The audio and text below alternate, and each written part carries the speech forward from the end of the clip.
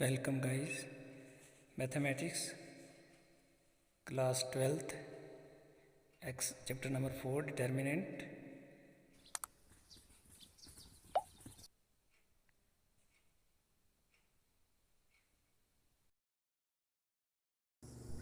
Six properties of determinant use in exercise 4.2 में जो हमने इस्तेमाल करनी है वो प्रॉपर्टी हम इसमें रीड करेंगे इस वीडियो में। प्रॉपर्टीज ऑफ डिटर्मिनेंट्स स्टार्ट करते हैं। If any one line in determinant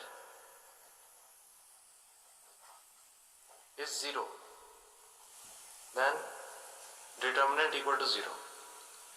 ये क्या बता रहा है? अगर कोई डिटर्मिनेंट है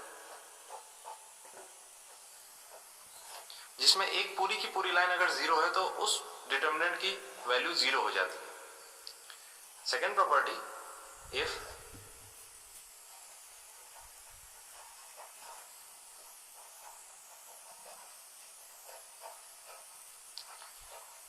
पैरेलल लाइंस आर आइडेंटिकल। इसका एग्जांपल जैसे 1 2 3 2 1 3 2 1 3। इस केस में दो पैरेलल लाइंस यहां पर रो 2 और रो 3 ये एक जैसी हैं, तो इस केस में भी डिटर्मिनेंट का वैल्यू जीरो हो जाएगा।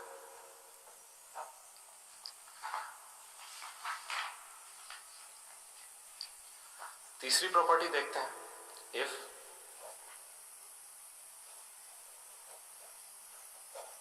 there is linear or proportional relation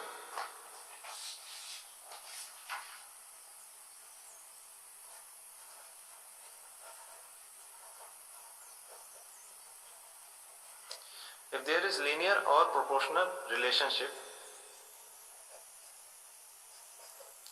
तो इस केस में भी डिटर्मिनेंट का वैल्यू जीरो हो जाता है।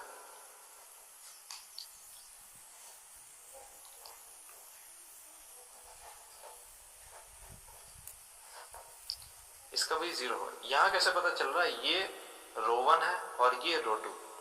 तो देखने से पता चल रहा है कि जो रो 2 है, सेकेंड रो, वो रो 1 का ट्वाइस है। 1 का 2, 2 का 4, 3 का 6, मतलब एक लीनियर रिलेशनशिप है यहां पर। तो इस केस में भी डिटर्मिनेंट का वैल्यू जीरो हो जाएगा। If rows and columns are interchanged, अगर रोज और कॉलम्स को हम लोग इंटरचेंज करते हैं, मतलब हम अगर मैट्रिक्स का ट्रांसपोज कर देते हैं, उसका डिटर्मिनेंट लेते हैं, तो कोई इफेक्ट नहीं पड़ता है। मतलब इस केस में नो इफेक्ट। यानी इसको दूसरी लैंग्वेज में लिखें, मैट्रिक्स ए का determinant is equal to matrix A के ट्रांसपोज का डिटर्मिनेंट। अगली प्रॉपर्टी देखते हैं, if two rows or two columns are interchanged। इसको एक छोटे एग्जांपल की मदद से करते हैं। अगर पूरी की पूरी दो रोज या दो कॉलम हम इंटरचेंज कर देते हैं तो क्या इफेक्ट पड़ेगा? एक मैट्रिक्स ए ले लेते हैं, 1 4 2 1। मैट्रिक्स ए का डिटर्मिनेंट आ जाएगा 1 -8 यानी -7। अब इसी केस में हम लोग दो रोज को इंटरचेंज कर देते हैं, यानी जो नई मैट्रिक्स ए आएगी 2 1 1 4। तो यहां पर मैट्रिक्स ए का अगर डिटर्मिनेंट निकालें तो इस केस में 4 2 8 -1 यानी 7। तो इस केस में डिटर्मिनेंट का मैग्नीट्यूड तो सेम है यानी 7 है, लेकिन एक नेगेटिव साइन इंट्रोड्यूस हो रहा है। मतलब यहां पर नेगेटिव था तो यहां पर भी एक नेगेटिव, मतलब -7 के साथ एक और माइनस आ गया जिसने इसको +7 बना दिया। मतलब हम यहां बोल सकते हैं कि नेगेटिव साइन इज इंट्रोड्यूस्ड जब दो रोज और दो कॉलम्स को हम लोग इंटरचेंज करते हैं। इसके अलावा कुछ प्रॉपर्टीज हैं डिटर्मिनेंट्स की, जैसे अगर एक मैट्रिक्स ए है, उसका पावर k है और उसका हम लोग डिटर्मिनेंट निकालते हैं, तो ये बराबर हो जाएगा मैट्रिक्स ए का पावर के। वहीं अगर दो मैट्रिसेस हैं जिनका मल्टीप्लिकेशन पॉसिबल है, उसका अगर डिटर्मिनेंट हम लोग निकालते हैं तो ये बराबर होगा मैट्रिक्स ए के डिटर्मिनेंट के बराबर इंटू मैट्रिक्स बी के डिटर्मिनेंट के बराबर। और अब अगर एक स्क्वायर मैट्रिक्स की बात करें तो इस केस में अगर दो मैट्रिसेस ए एंड बी हैं, स्क्वायर मैट्रिक्स है तो ए बी भी पॉसिबल होगा, ए और बी का मल्टीप्लिकेशन, और बी और ए का भी मल्टीप्लिकेशन पॉसिबल होगा। इस केस में हमारा ए बी का डिटर्मिनेंट इक्वल टू होगा बी ए के डिटर्मिनेंट के, यानी ए बी का determinant is equal to B A का डिटर्मिनेंट। अब इसके अलावा एक हमारी इंपॉर्टेंट प्रॉपर्टी क्या बच जाती है, वो है मल्टीप्लिकेशन बाय स्केलर। तो मल्टीप्लिकेशन ऑफ स्केलर को देख लेते हैं। इसके पहले एक चीज और देख लेते हैं। अगर एक मैट्रिक्स ए है जिसका डिटर्मिनेंट 0 है तो ऐसी मैट्रिक्स को हम लोग सिंगुलर मैट्रिक्स बोलते हैं। वहीं अगर एक मैट्रिक्स ए है जिसका डिटर्मिनेंट 0 नहीं है तो इसको हम लोग नॉन सिंगुलर मैट्रिक्स बोलते हैं। अब लास्ट प्रॉपर्टी देख लेते हैं, मल्टीप्लिकेशन बाय स्केलर।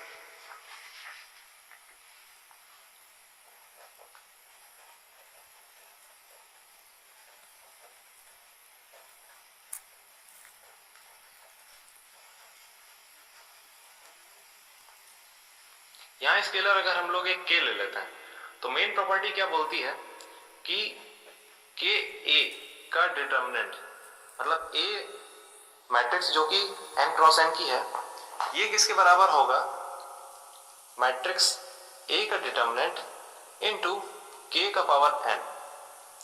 ये प्रॉपर्टी बोलती है। तो एक एग्जांपल से इसका हेल्प लेते हैं। एग्जांपल ले लेते हैं एक ऐसे ही मैट्रिक्स, ऐसे ही ओरिजिन कुछ नंबर ले लेते हैं 1 2 3 1। इस मैट्रिक्स ए का डिटर्मिनेंट निकालते हैं तो क्या वैल्यू आएगा 1 -6 यानी -5। और एक स्केलर के ले लेते हैं, यहाँ के इक्वल टू 2 ले लेते हैं। तो मैट्रिक्स ए है ये, तो मैट्रिक्स 2a क्या हो जाएगा, सारे एलिमेंट्स में 2 का मल्टीप्लिकेशन हो जाएगा, यानी 2 4 6 2। तो यहाँ 2a का क्या डिटर्मिनेंट निकलेगा, 2a मैट्रिक्स का डिटर्मिनेंट ये आएगा 2 4 6 2, यानी 2 2 4 -24, ये आ गया -20। अब देखते हैं क्या ये सेटिस्फाई हो रही है प्रॉपर्टी की नहीं, यानी के ए का डिटर्मिनेंट यानी 2a का डिटर्मिनेंट जो कि 2 क्रॉस 2 है इक्वल टू होना चाहिए k का पावर 2 इंटू ए का डिटर्मिनेंट। तो 2a का डिटर्मिनेंट है -20, k है 2 का स्क्वायर, a का डिटर्मिनेंट -5। तो -20 इज इक्वल टू 4 इंटू -5, ये भी -20 आ रहा है। तो ये प्रॉपर्टी सेटिस्फाई हो रही है। ये प्रॉपर्टी सिर्फ और सिर्फ डिटर्मिनेंट के लिए है। ये प्रॉपर्टी मैट्रिक्स के लिए फॉलो नहीं होगा। मैट्रिक्स के केस में ये हो जाता है के ए इज इक्वल टू के ए, मतलब वही सीधी बात है। अगर कोई n क्रॉस n हमारी मैट्रिक्स है, जैसे यहां पर हुआ ए मैट्रिक्स थी, उसमें हमने अगर k मल्टीप्लाई किया तो वो सारे एलिमेंट्स में मल्टीप्लाई हो जाएगा। तो ये क्या है, ये सिर्फ और सिर्फ मैट्रिक्स के लिए है, लेकिन डिटर्मिनेंट के लिए ये होगा। अगर एक मैट्रिक्स के ए का हम लोग डिटर्मिनेंट निकालते हैं तो मैट्रिक्स ए के डिटर्मिनेंट इंटू के इंटू एन हो जाएगा, के का पावर n हो जाएगा।